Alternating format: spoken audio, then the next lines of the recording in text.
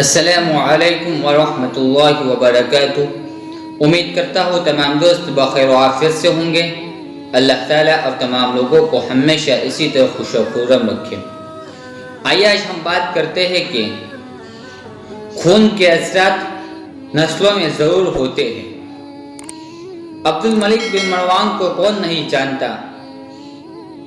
ایک مرتبہ وہ بیت اللہ کا طواف کر رہا تھا کہ اس کی نظر اچانک ایک ایسے نوجوان پر پڑی جو چہرے سے بہت خوبصورت لگ رہا تھا مگر لباس فقیرانہ تھا۔ بادشاہ نے پوچھا کہ نوجوان کون ہے تو اس کو بتایا گیا کہ نوجوان عبداللہ بن عمر کا بیٹا ہے اور عمر بن خطاب کا ایک ہوتا ہے۔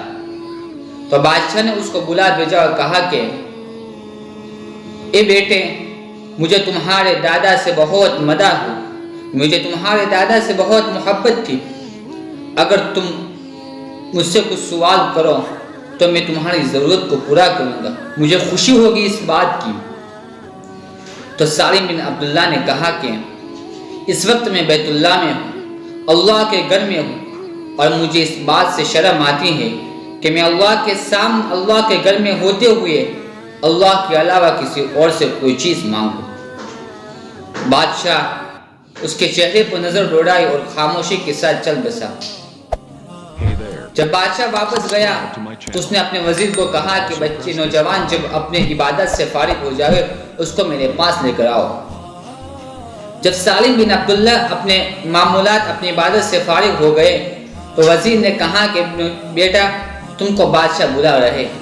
سالم بن عبداللہ بادشاہ کے پاس پہنچے۔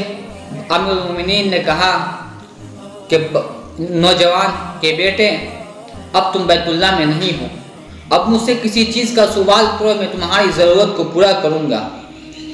تو سالم بن عبداللہ نے کہا کہ امیر المومنین کس چیز کا سوال کروں، دنیا یا آخرت کا؟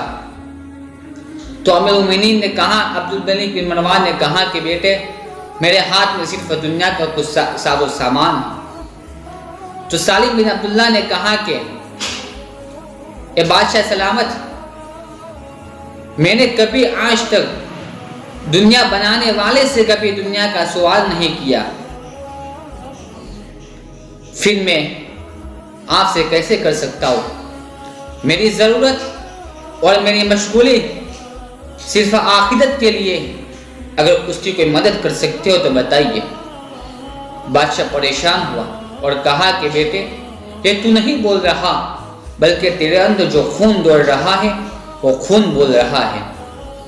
ایک چھوٹے سے ایک نوجوان نے بادشاہ کو پریشان اور فکر مند چھوڑ کر حرم کی ملی ہوئی گلی میں چلا گیا اور نظروں سے اوجھل ہو گیا۔